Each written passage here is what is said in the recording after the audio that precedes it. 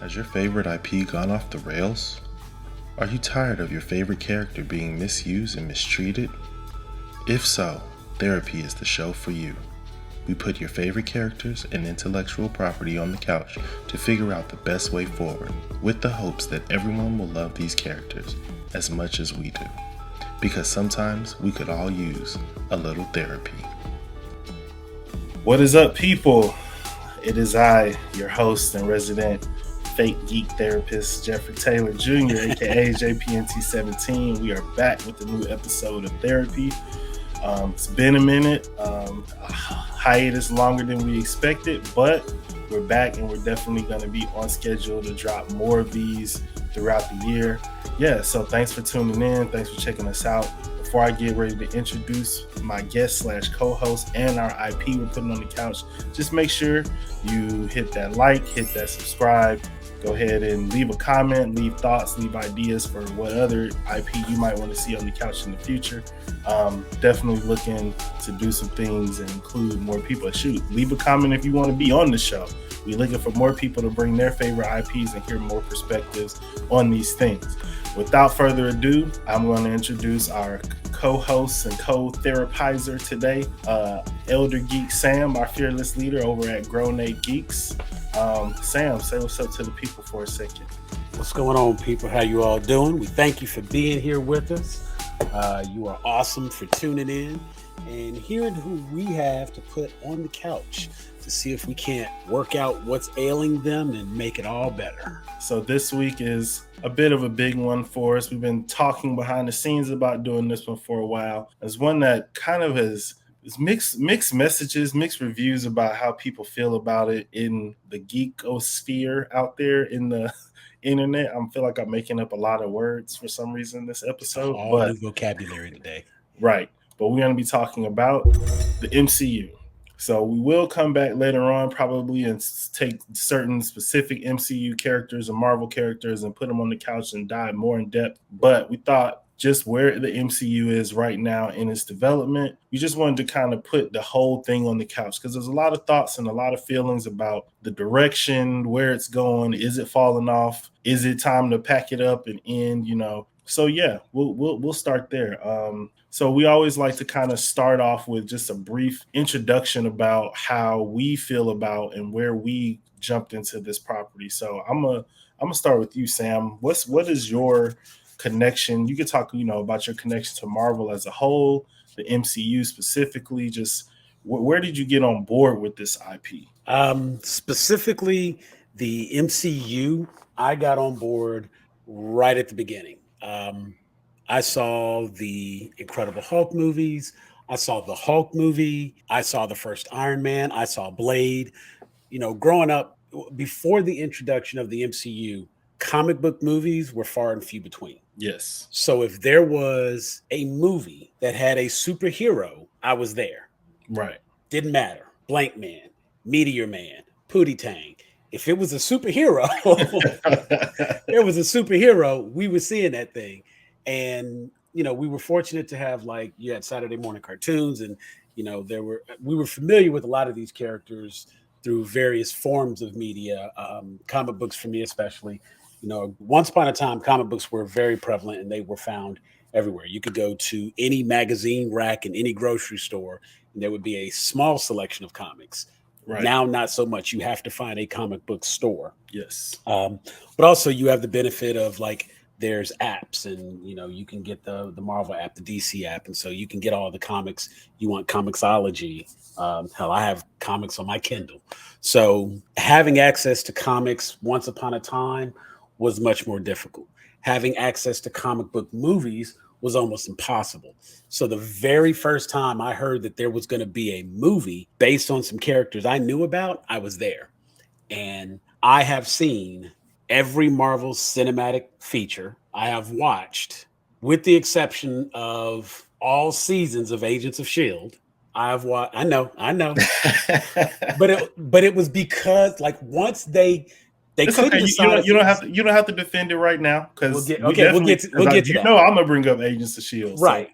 So with the exception of all seasons of Agents of S.H.I.E.L.D.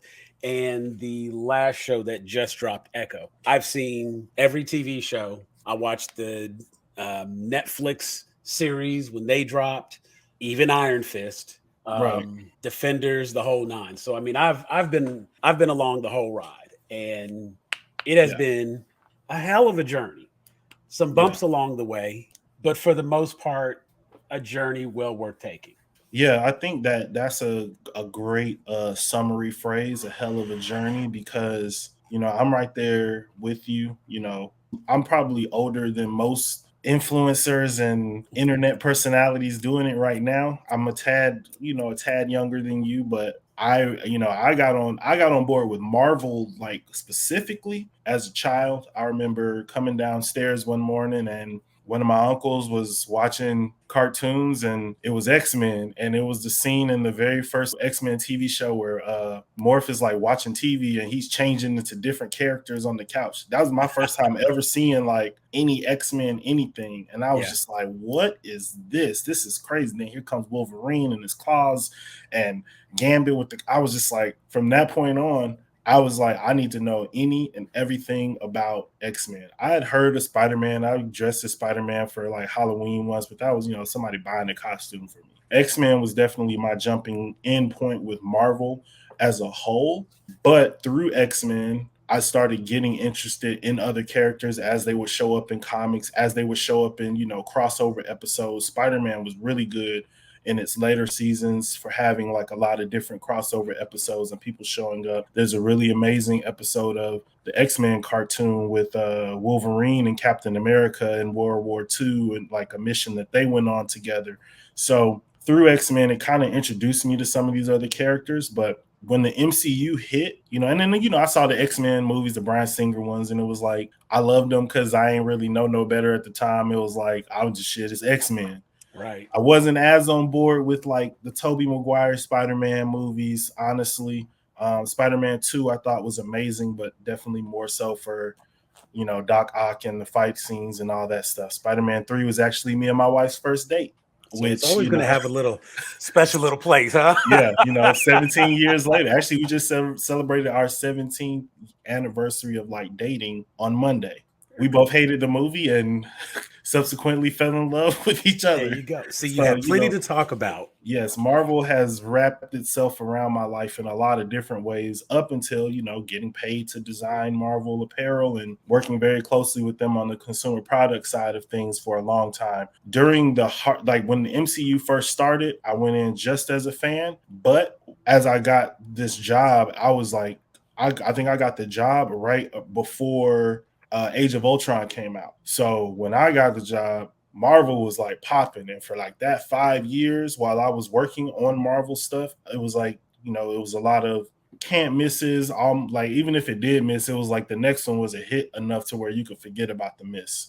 My connection to the MCU is one of, it's a professional one, but it's also a personal one where, I've grown to love these movies. I have a 6-year-old. He's starting to, learn about superheroes and stuff. And I can't wait for him to get old enough to really be able to see these movies and us enjoy them together. I think in about, 4 or 5 years, I'll probably be going back to the beginning of the MCU and going all the way through. But for me right now, I'm like you. I haven't seen everything. I'll be honest. It's harder for me to get to the movies with a 6-year-old. So haven't seen the Marvels yet. Haven't found the time to sit down and really watch Guardians 3 yet, even though I hear really, really great things about it. But everything else, I'm pretty much caught up on, including all of Agents of S.H.I.E.L.D.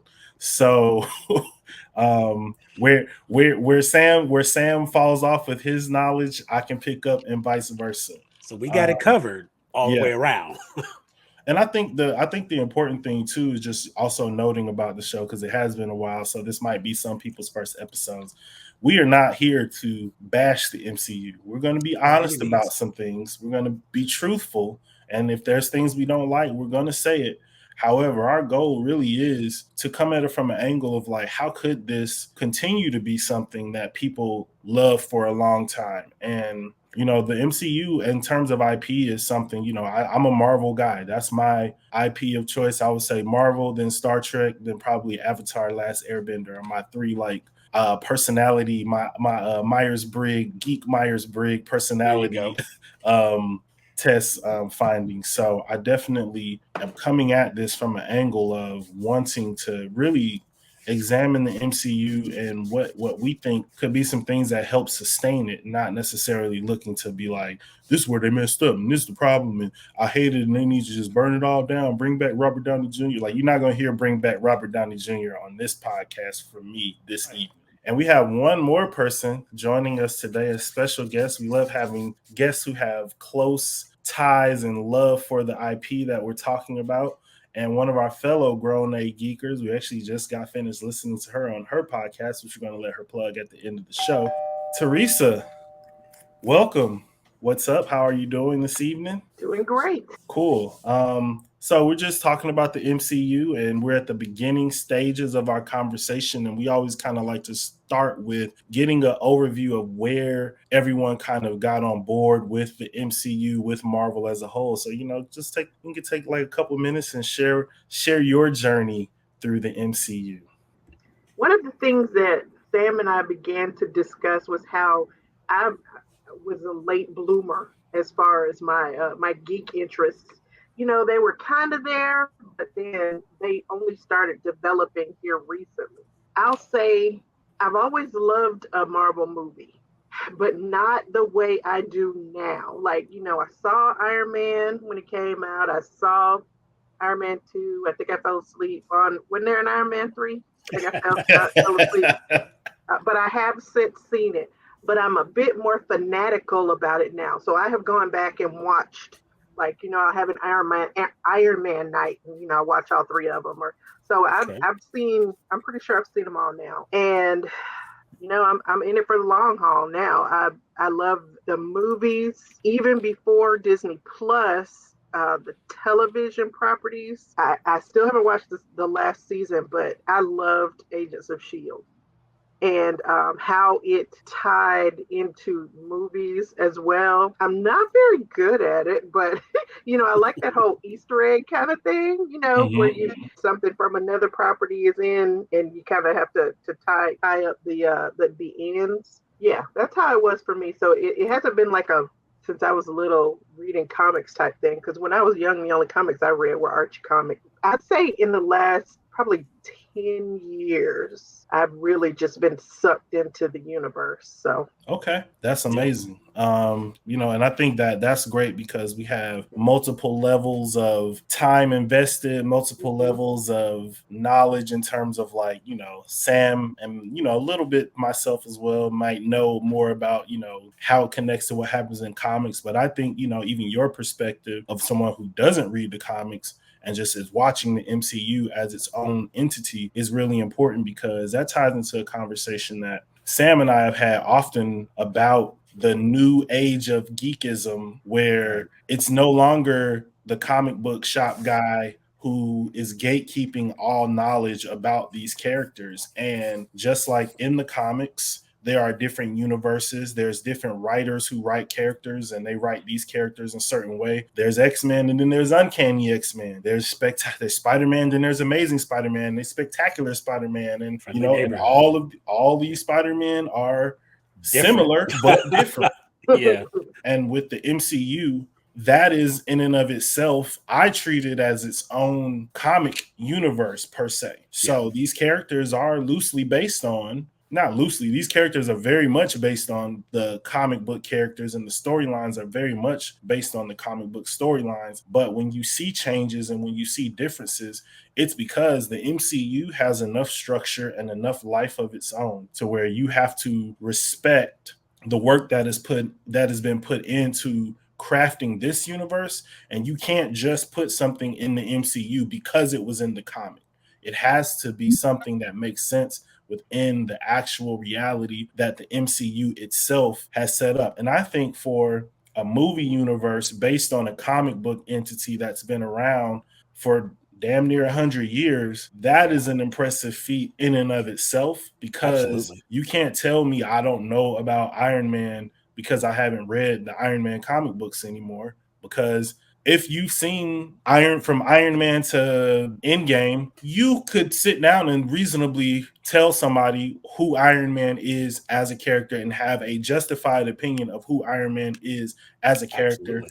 That's just as valid as somebody who's read every single Iron Man comic book ever made. Now, you might not have all the knowledge and all the facts, but you have enough context to really be able to say you somewhat understand the character. And at least from my perspective, I respect that. I know a lot of comic book shop guy like the dude from The Simpsons, they might not want to respect that. But over here, we respect that. We respect how people consume it in all mediums. Now, with that said, we still have to respect the people who put in the work and read the book and do all that stuff. But Absolutely. we're not going to talk to each other like we crazy because you sat down and read a bunch of comic books. Right. I mean, the level of respect is different. It's more about appreciation for it. And Facts. oftentimes the way the conversation, or at least the way I try to make the conversation go, is for someone who is like a big fan and they really like the MCU. It's like, oh, well, if you like the MCU, check this out. Yes. If you like this, let me show you this other thing that you could also enjoy if you take off with that. Because for everybody, a lot of times I hear people talk, and we'll get more into it, but when people talk about Civil War, oh, that's a conversation I'm ready to have all day, every day. Because if you like Civil War, let me show you this comic book right here. Yeah. Let me tell you about this guy that wrote this comic. Let me tell you about this story here and that story there and how they're different and why you would like both of them. And it's amazing how that can bring people over. And then sometimes it's just a matter of, hey, I just like my movies. This is simple. I can stick with this. Cool. Yes. So we're going to get into really our first portion of therapizing the MCU. What do you guys feel like is the main issue with the MCU right now? There's a lot of articles of here's where I'm getting off the MCU train. Start it all over. Blow it all up. You hear calls for bringing back the original cast, which is understandable because, we've fallen in love with the characters as they've created them over the past 15, 20 years at this point. And I think some of those people are kind of, in their Chicken Little phase, the sky is falling, but it's really just you got hit in the head with an apple. But I'm not going to be one of those people that's also not saying there aren't issues with the MCU. So does anybody want to go first? I will gladly jump in there. All right. And Sam, we know how you can get. I have other people on the show. So yes. All right. Okay. Let's succinct. No, honestly, I think right now and to be clear, I am speaking on the biggest challenge with the MCU currently. I think the biggest challenge is trying to overcome their own success. Having led up to something like Endgame and Infinity War, those two stories were the culmination of 20 some odd movies.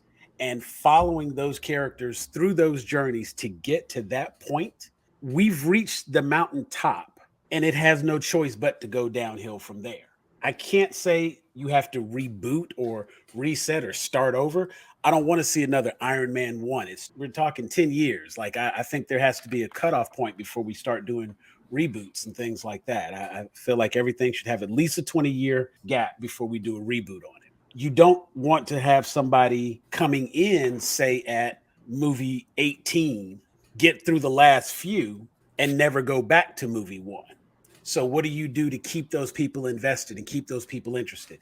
It seems very difficult to come up with a storyline that's going to be as captivating as what we got with Endgame and Infinity War, simply because there hasn't been anything to build up to. And with all the controversy that surrounded the MCU as of late as well, that just adds fuel to the fire because now they don't have a clear path forward. We don't know what the next big story is going to be. It was supposed to be Kang. They're saying they're still doing Kang, but I don't feel like the MCU has committed to Kang. And so as a fan of the MCU, we're just kind of looking at it. Kang. Right. Good one. Martin Luther the Kang. So as we're looking forward to the future of what the MCU is going to do, it's just hard for them to overcome their own success. And I think the MCU could have been okay if they had done everything up to Endgame and stopped the movies. Everything that needed to come after that, they needed to slow it back down, bring it back to a base level, build their fan base back up with, high production TV shows. They could have kept the money in-house, kept the budget, spent the money on the TV shows to give them that same quality, because that seems to be the number one complaint. If it says MCU, you have an expectation. And when you watch a TV show that's connected to the MCU, I have an expectation now. Right. When I see Bruce Banner, I don't care if it's the big screen or the small screen. That's Hulk. Yeah. And it needs to look like Hulk. And it needs to move like Hulk. Right. And if it doesn't move like Hulk, then I'm looking at it funny, because that's Hulk. Right. It's been Hulk every other time I've seen him. So it's like we stopped getting that consistency. I think their biggest issue is just overcoming their own success. They set the bar so high for themselves, they're going to struggle to reach that point again. Interesting. Teresa. I agree with that. And also, I think not only with Marvel trying to continue to out-Marvel itself, I feel like since Endgame and Infinity War, we want every Marvel property now to be another Endgame. And that's not going to happen. That's not possible. And, we're comparing everything. Well, we go and we see something, they're like, oh, well, it was no Endgame. Of course it wasn't. Look what it took to call Endgame. Right. The end. I feel like the fan base is comparing everything to the success of those. We're comparing everything to the feelings that we had when we saw those. And every movie is not going to be an Endgame.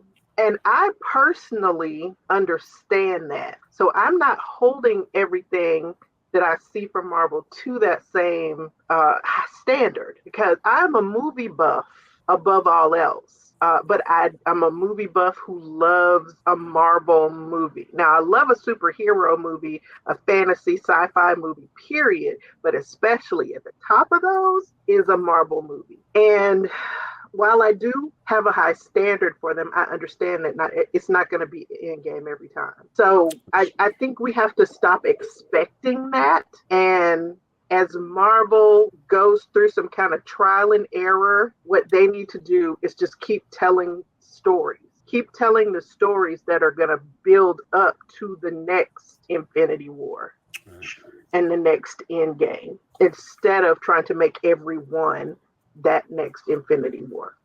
Yeah, I definitely agree with that. I think that, from my perspective, it's almost like a combination of what you guys have said, right? It's like Marvel's own success basically created expectations. Those expectations are not being met in the eyes of the fans, whether that's fair or not. I think some of the expectations are unfair. I think it's unfair to look at a movie like Endgame, like you said, and look at the emotional toil that took, the release that you have from seeing a movie like Endgame, seeing the ending of it. Like, it was the first time I would ever been in a theater and heard people cheer, and I was not annoyed. It's because of everything we went through, not just in Infinity War, but like Black Panther and the 3 Captain America movies, and I would say 2 of the Iron Man movies, definitely Civil War. Like, we had these different stages where we've met these characters, we've been on individual arcs with them. And so now we've come to this culmination where we've got everybody. And when, people start walking through portals that we thought was dead, and the plan is working, and they really did a good job of establishing foundation, building up characters, making it seem like all hope was lost for our heroes, and at the last minute giving us not just like a wishy-washy soft ending, but we're talking about climactic battles, we're talking about great fight scenes, we're talking about emotional, like Oscar-worthy acting, in my opinion. I agree. Yeah.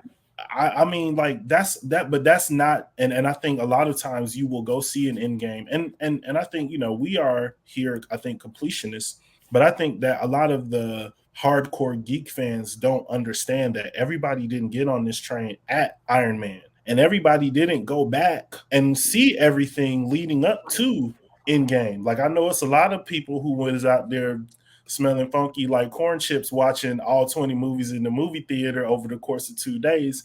Yeah. That's cool. but that's not the average person. If you saw Civil War, Spider-Man Homecoming, Black Panther, Infinity War, that's enough to like feel what you need to feel by the time you get to Endgame. And But I think that think with Black Panther though, with Black Panther being what it was, and Black Panther drawing the audience that it drew, exactly.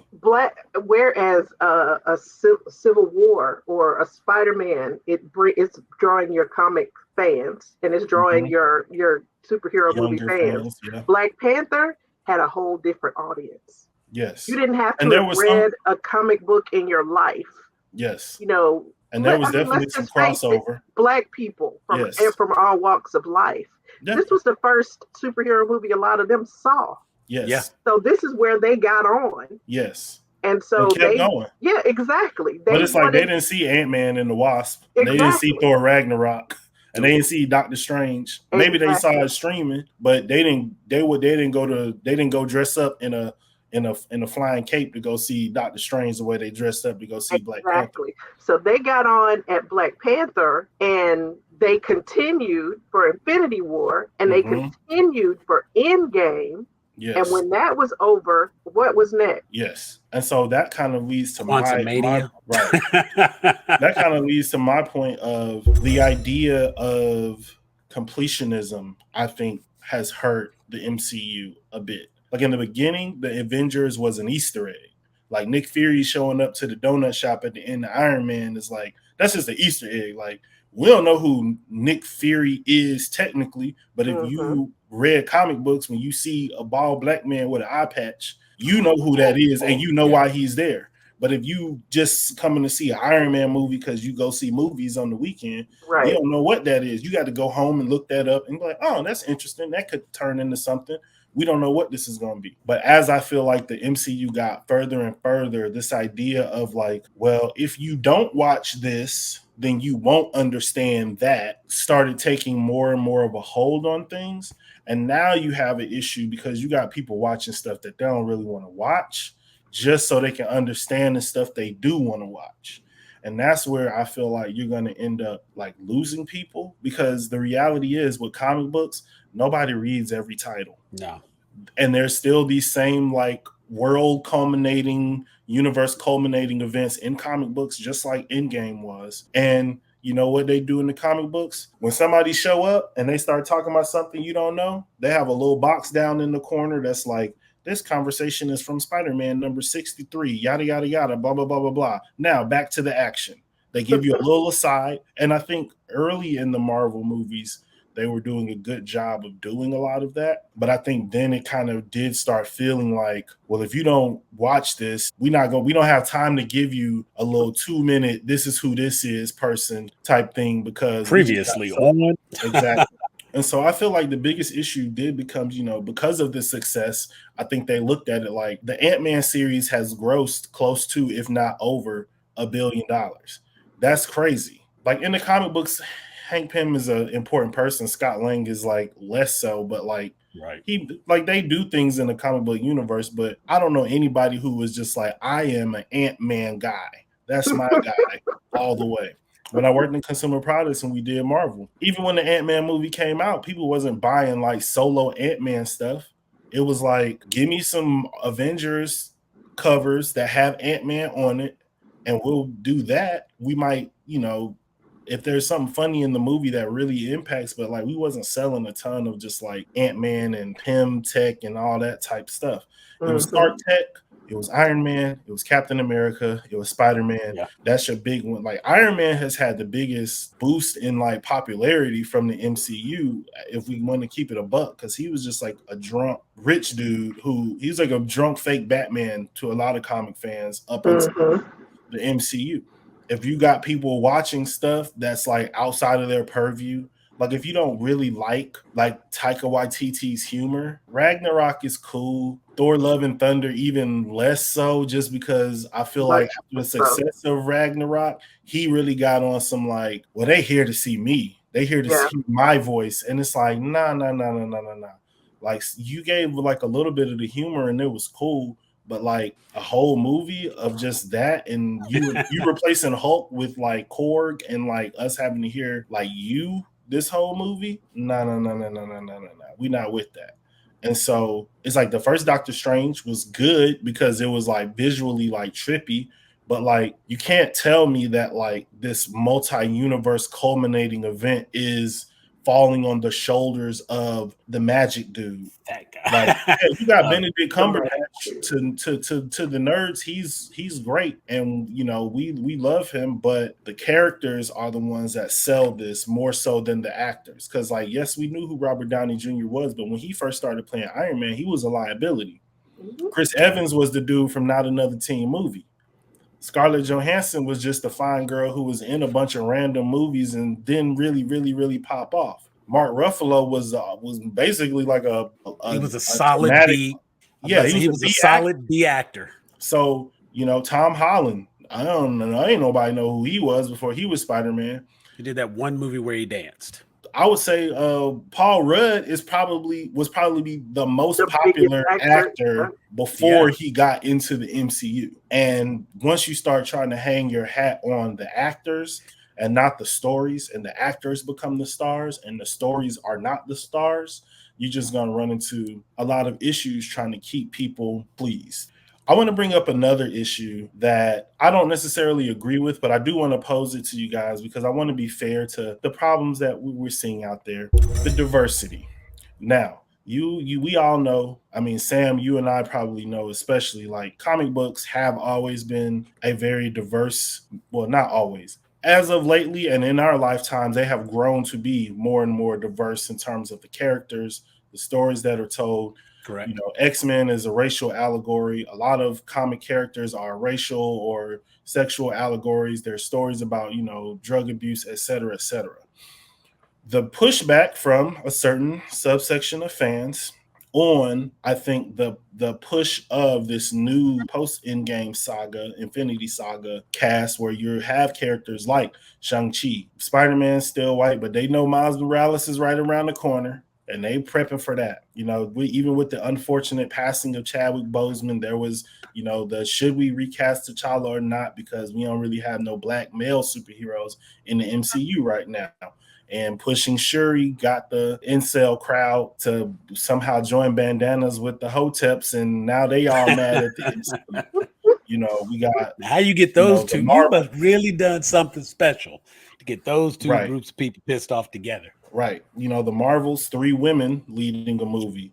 That I think, you know, and I will say from my knowledge and experience working in consumer products, movies that can target people of color and movies that can target the female demographic or women, if we want to just say what they're women. I know a lot of people don't like hearing that word, but movies that target those demographics in this space are very rare. And when you get one, it is actually seen as a big win for those companies. They push that. They're looking for those things because those are two demographics that spend a lot of money and are largely untapped within this sphere of things. They got enough 18 to 35 white men who love Star Wars, who love Marvel, who love DC. They know we'll put out a couple animated movies for y'all. We'll do some limited edition figurines. We'll keep putting Superman shields and Captain America shields and Spider-Man faces on shirts. Y'all gonna buy that all day. Companies really are looking at how do we get that money that's out there in those other pockets that aren't coming up off of it. There's a part of me that I enjoy and I am all for the diversity of it, but the reality is it diversity for the sake of you really care about these stories being told and these groups being represented? Or is it diversity because you want these people to spend money? And then are you doing it in a way where you're trying to get these people to spend money at the expense of your original customer? And so I've kind of had like some different thoughts about that, but I just wanted to pose that to the group. I'm going to let Teresa jump in and answer that first, because I know when Sam's chomping at the bit, that means he got a lot to say. I don't know because I happen to be a person of color and a woman. They want you. They want your dollars, Teresa. I know, and for me, it's not hard really. They've got my dollars. I don't know, because you ask, is it at the expense of the target audience, you know, that original legacy target audience. I mean, you would want to hope that it's not, just by including some other people who have been excluded for so long. And then if it is at the expense of these people, if they don't like it so much that they want to jump off the train, I say fuck them. We need to be included. You know, we as women and people of color and other marginalized groups, of course, I think they're trying to get our money. You know, they want to get our money too. I mean, but that it's a capitalist society, so you want to get everybody's money. And if it is at the expense of these people, if they jump off the train because they, you know, think the company is going too woke or whatever, I say good riddance. You heard it here Did first. that answer the question? I sounded like an answer to me. And this is another one that I can actually keep kind of short and sweet. You do have to walk a very fine line when you are trying to tackle diversity, because you don't want diversity to be a series of checked boxes. You want it to be relevant while being inclusive. So you don't always feel like they've taken the time to find the right stories, to find the right characters. And sometimes they do kind of take an easy route and they're saying, oh, we're going to make this non-important but semi-relevant character. We're going to make them a woman, or we're going to switch them and make them black, or we're going to change something about this character so that we have something else that we can check off the box. Now somebody can see themselves in that character. Ha ha ha, we've done well. When you do it that way, it does very much feel like pandering. And that is so disingenuous, and it usually comes through the product. That's when you're going to hear the actual fans of the thing complaining, saying that while it didn't matter that this character was this or that, there was no need to change that character. It doesn't affect anything. You didn't improve anything with it. Now, there are cases where you take a character that, you know, making a change like that wouldn't be relevant, but then it does have an impact on the portrayal of that person. You take Robert Pattinson's The Batman, and having Commissioner Gordon, at the time he wasn't commissioner, he was just like lieutenant or detective or something. You know, he hasn't gone up the ranks like that. He's still an up and coming officer. You know, having him changed out, it actually added a little something to the story, because it made it more credible that everybody around him wouldn't necessarily just trust him because he's Jim Gordon, you know? Yeah. And it does give it a little bit more relevance that he's already an outsider teaming up with another outsider, and they're going to build a bond and work together. So, you know, seeing how that bond develops between the two of them in the future they're going to have, it adds a little bit of to that story. When you take the Marvels and you have Miss Marvel, Captain Marvel, and Monica Rambeau, because they've not officially given her a name yet. So even though they've marketed her as Photon, now once they call her Photon in the movie, so I'm going to call her Monica. My mama called her Monica, I'm going to call her Monica. So having Monica Rambeau and Miss Marvel and Captain Marvel, watching the series Miss Marvel, that was a joy. And she was such a great Imani Valan was such a great actress in that role, and she clearly understood her assignment. Be a fangirl, but you're also a superhero. And she nails that. She comes off 100% like a fangirl. And when you look at it, how many heroes did she have to look up to? Technically, she probably wouldn't even know Black Widow exists, because Black Widow's supposed to be a spy. You know what I'm saying? It's like, how you going to be a spy if you're on every poster? You're not spying on nobody else after that. Like, so she would not have seen someone like a Black Widow. Captain Marvel would have been the person that stood out to her, and it would have given her someone that she could look up to. And my daughter didn't have that, you know what I'm saying, until the Captain Marvel movie came around. I mean, I think you can even look at Hawkeye and Kate Bishop and how she looked up to Hawkeye, not because she was looking for a woman, but because she saw all these superheroes and then a regular dude shooting arrows, and she was like, hey, that's what you can get out there, and you can help people. So I think that, you know, my perspective on the whole DEI thing is, I don't really think that they were pandering per se, but I do think that it was very easy to pin on them that they were more focused on that than they were on telling stories, because people looked up and it was like everywhere, like, you know, they looked up and it was like, in a space that is generally dominated by white male characters, where are the white male characters? And I tell you where they are. They were in the Fox universe and the merger was going through. So get ready, you know, X-Men, a bunch of white dudes. They on their way back. White dude, they on their way. Y'all be good. Just hold fast real quick. Y'all will be good.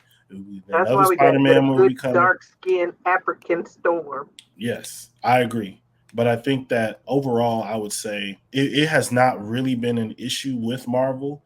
But it was just, I think it's just unfortunate because of the climate of the world at large, that when they began trying to usher in their new class of characters after everybody either died or retired after Endgame, you looked at this roster from a standpoint of attracting new audiences and assumed that everybody who was in your core 18 to 35 white male audience was just there because they love Marvel comics. But when you look at the demographics of people who buy certain comics, white people don't buy Miles Morales comics. And they weren't buying Miss Marvel.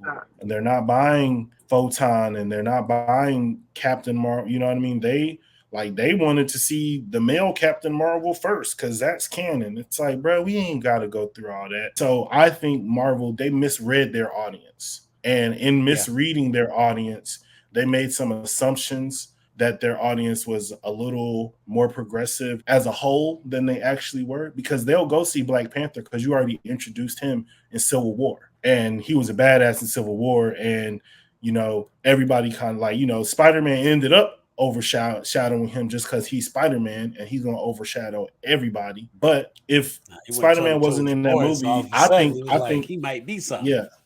Yeah, Black Panther, you know, did his thingy thing in that movie. And that was, you know, enough for the larger MCU audience to say, oh, yeah, I liked him in the last movie. Let me go check out his own thing. And so we're going to move into our next phase, which is my favorite part. Let's everybody give, like, what is our suggestion on how we would steady the ship? Because I'm not going to say fix things, because I ain't really nothing wrong with Marvel per se, except for the perception of a few loudmouths on the internet. MCU is dead. In terms of, you know, what we're seeing and how we can get back to ramping up and creating something that potentially could lead back to an end game. What would you guys kind of suggest as, you know, maybe one thing in terms of course of action?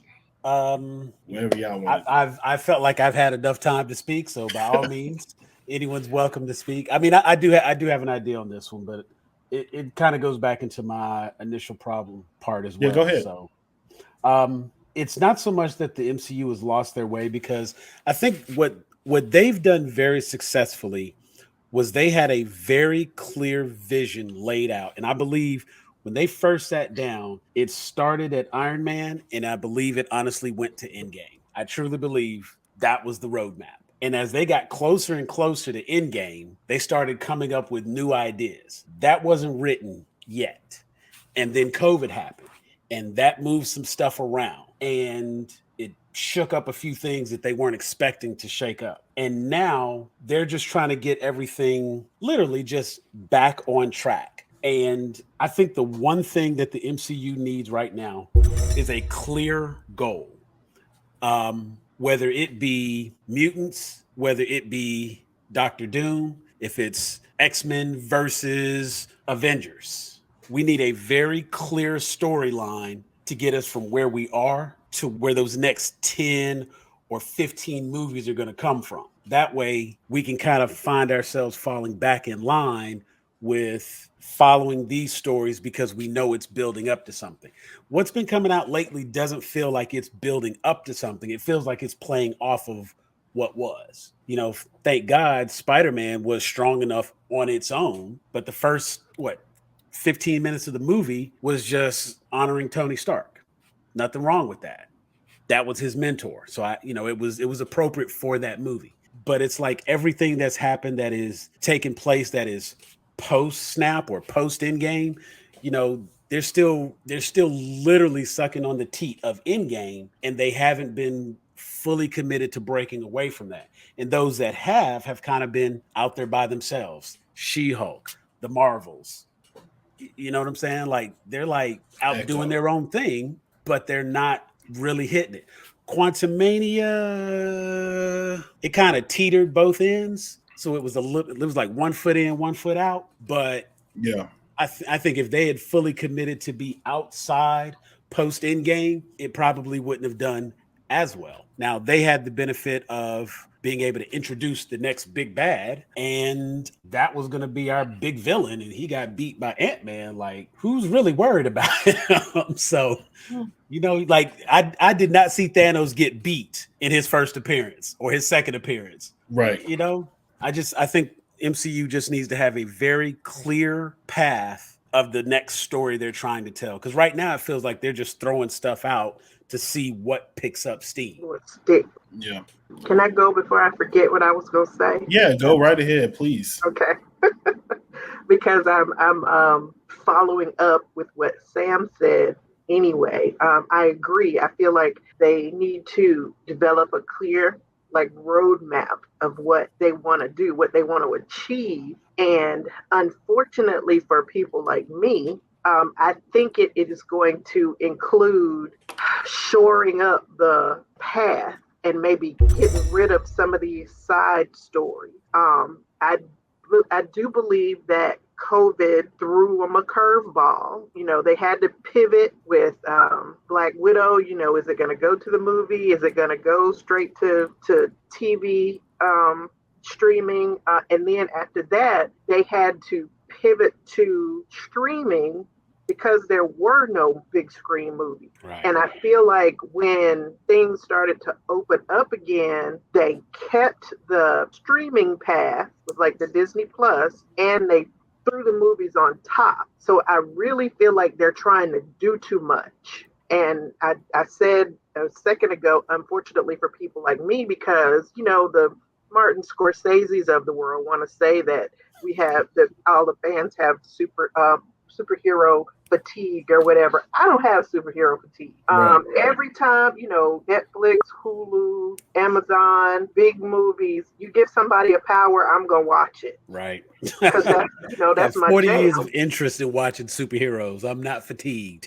Right. I don't have superhero fatigue, and especially if you throw the Marvel and you know that symphonic opening at the beginning, I'm gonna watch it twice. So it kind of pains me to say that I think they need to cut out some of the stuff and focus on what it is, you know, that their true goal, like Sam said. Because I feel like they're really great storytellers, even if the audience isn't ready for the story. You know, like you said, Ms. Marvel was a joy. I 100% agree. And I feel like they told this young, although it's not my story, so I don't know if they told it correctly, you know, with her culture but I was convinced. And like with Echo, I feel like that's not my culture. I'm not Native American, but it sure looked good to me. You know, I feel like they did a good job of telling the story to me. So I think they're great storytellers when they're focused. Yes. And they need to focus, like Sam said, on the end product and how to get there in a logical and a very like substantial way.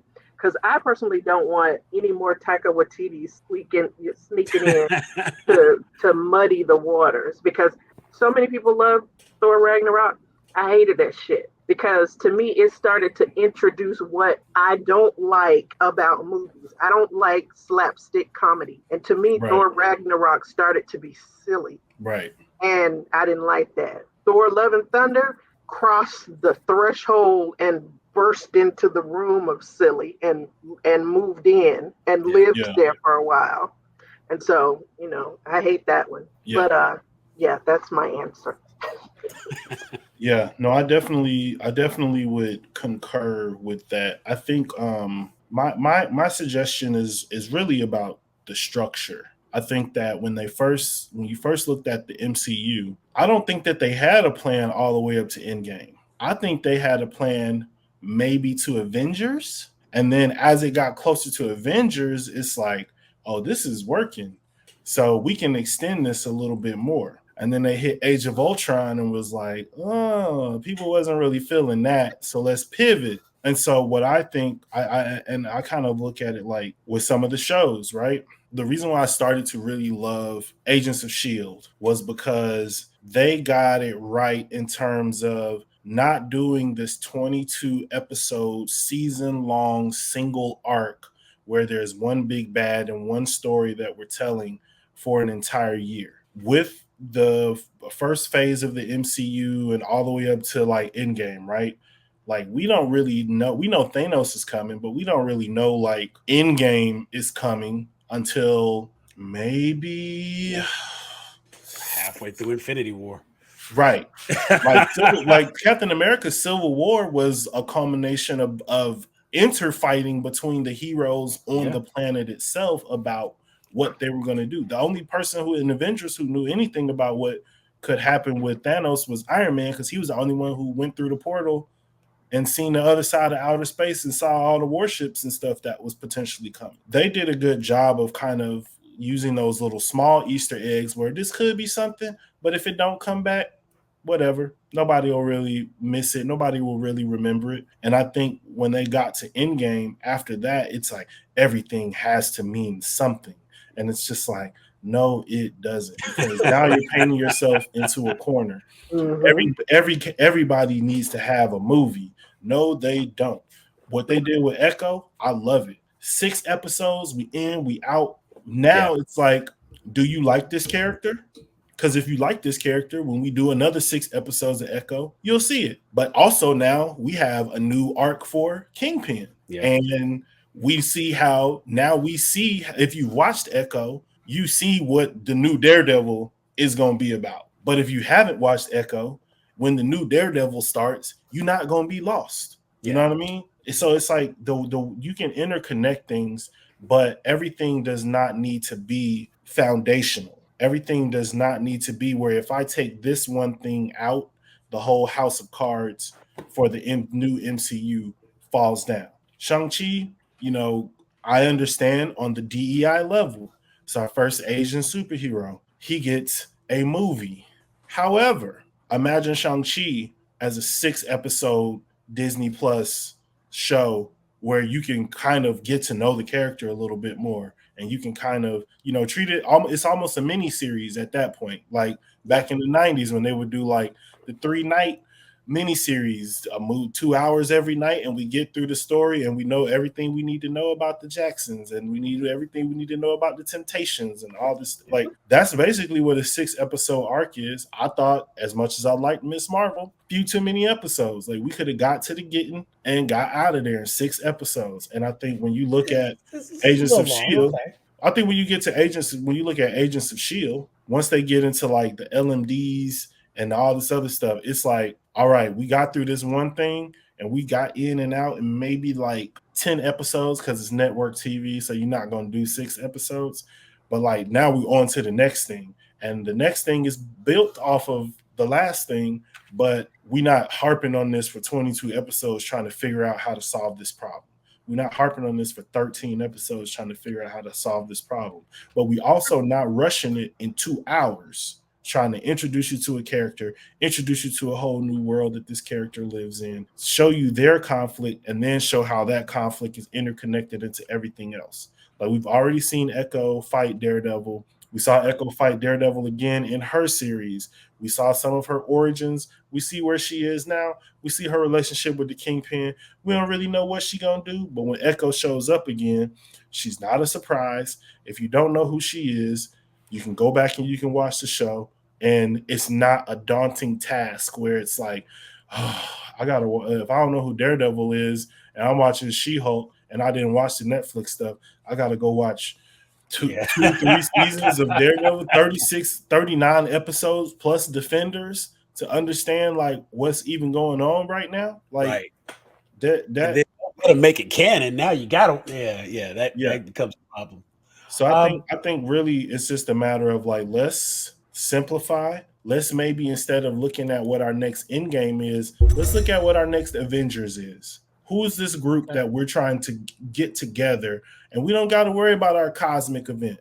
We don't need to worry about our big bad. Because all we had seen of Thanos up until Avengers was him sitting on that chair. I'll do it myself. Yada. He was an after the credits thing. We already seen Kang lose in the movie. We already seen Kang get blown up and all kinds of stuff in Loki. We already seen Kang after Kang after Kang after Kang, and I kind of get that that's the point of the character, but he ain't scared.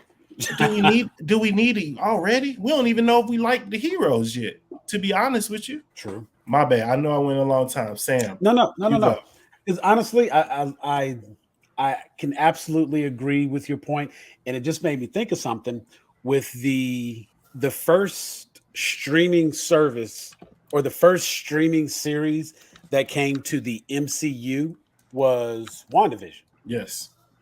And when you We look immediately killed her in the next movie. But when you look at where WandaVision takes place in the timeline of the MCU, you know what I'm saying? And if you're talking about the stuff that was on Netflix, I saw you, Reggie, you're talking about the shows. Oh, okay. I was about to say the ones that were on Netflix, they were not considered canon. They were just by association because it was still a Marvel property, which is why they couldn't specifically name it. I was just going to say, was WandaVision before Falcon and Winter Soldier? Yes. Yeah. It was? Okay. And so, to your point, Jeff, I think it would actually be a great thing to get back into a cinematic structure. It doesn't necessarily have to be, I said 15 movies. You're right. It doesn't even have to be 15 movies. We could literally do 5, maybe just plan out 5 or 6 good movies. And if we keep the side stories, the intros, let these characters appear in their respective movies.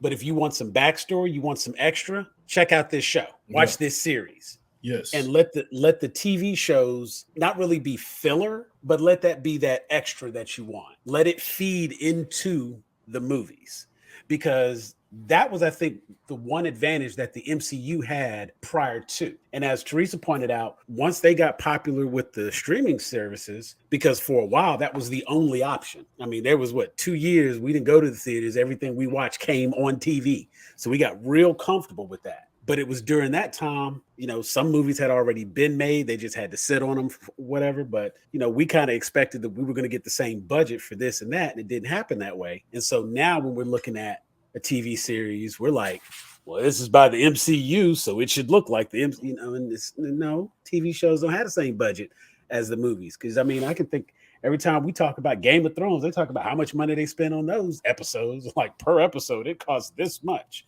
And people are just amazed, and HBO be spending that money. But everybody orders HBO when Game of Thrones comes out. So the MCU wants people to do that, then they got to throw some money toward those shows. And the House of Mouse can afford that. But I think more important than that, it would be telling the good stories, telling the right stories. And I think that's where they could better focus. Keep the movies as the crux of the MCU. Like, let that be the main portion of the MCU, the movies. Action.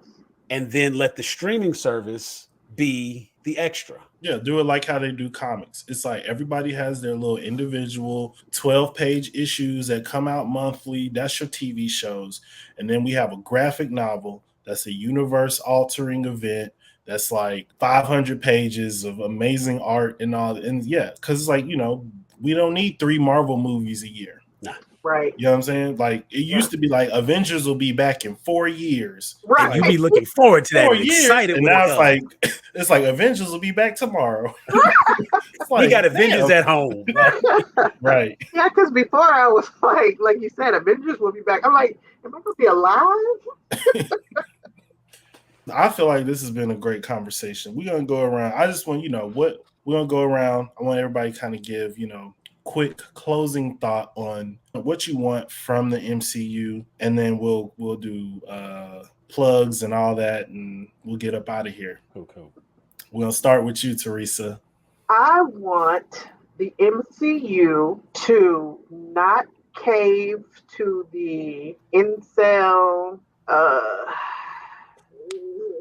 Mob. I wanted to add some more words, but I probably no, you did right.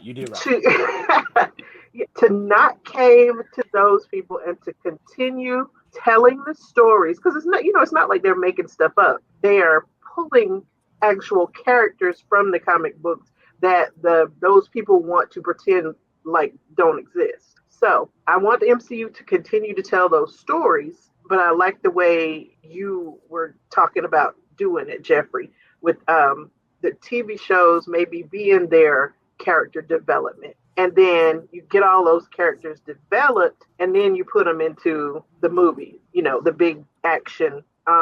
Because for me, it would be kind of sad because I do.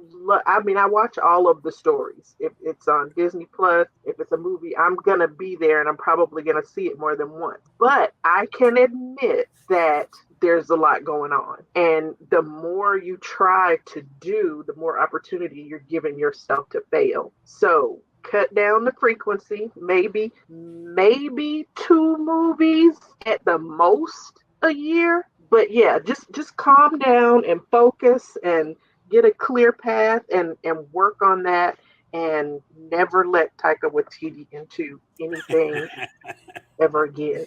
To change the locks. Exactly. He can get back in a Korg outfit. That's about it. No. Put him on the no-fly list. I would say just my closing thoughts for the MCU. I think we might have come up with the structure that could change the outlook on the MCU. I think it would give it a little bit of it would give it definite structure, but I think it would present what people are looking for out of the MCU. If you put something on the streaming service, it's going to be up on the streaming service until they take it down. I can go in at any point, pick it up, and I can watch it. But when you put something in the theater, you want me to see it in this window. You want me to see it in this weekend. Right. And you have expectations for that. So I need to be just as excited about that and not thinking to myself, it'll be on Disney Plus in 39 days. Honestly, I don't think that it's so much superhero fatigue. I think society has been restructured. And we're still seeing the after effects of that restructuring. And it wasn't until our conversation today that I really recognized it. Like, you know what? Yeah, I think streaming has hurt the MCU because it gave them an out. And, looking at the hate that She-Hulk got, looking at the hate that Miss Marvel got. I mean, when WandaVision came out, we were still itching for anything MCU. We were like, y'all got any more MC? And so we were quick to jump on that. As it's continued on, it's like, all you got is this echo. That's it. Okay, let me get that. Let me get that echo. Like just 1 5-minute Daredevil fight scene. He not right. He like not so all you got is this echo. Ain't nothing else. You got nothing. Ain't nothing in the back. Can you check? And so it's like the MCU just needs to give us that excitement back. And I think the way they get that excitement back is they go back to focusing on their movies. They let the streaming service be the street level heroes, the introduction location, the side stories, if you will. And you can cameo big names in it. You can focus the whole story around a big name, but know that because that story was here, it's not part of this. And so that would be a way to, get more familiar with some of these characters and, help reintroduce some of these things. Because some of these people who are on the streaming need more big screen time. Yeah. And so I think that transition, keeping it like college ball and going pro, streaming is college, movies are pro. And we want everybody to make it to the pros. Yeah. I think, I would agree with both of that. I think what I would want is, besides X-Men, I think what I really want is, yes, Marvel to slow down, which sounds weird to say as a fan because you think, I just want more and more and more and more and more. But it's like you can have a favorite cookie, but if I sit down and eat 10 packs of Oreos, I'm gonna never want to eat another Oreo again in my life because I have ruined it because it is something that is only supposed to, is only supposed to eat, a few at a time, a few a day, not like a whole bunch every single day all the time. I think Marvel got it to a place where they was just stuffing Oreos down our throat, and we were just like, I don't even like these no more. And then you come in with like a new flavor of Oreo that is good, but because you stuff so many other Oreos down my throat, like the idea of even eating an Oreo, even if it is vanilla, even if it is pumpkin spice, even if it is red velvet, I don't care because take that chance. I just have had too many Oreos. So I agree with you, Teresa. I hope that they don't cave to the pressure to pull back on the women characters, because I think all the women characters that they put out thus far have been really, really incredible characters. I hope they don't pull it back on the, black and people of color characters that they have put out there. I hope that they put more.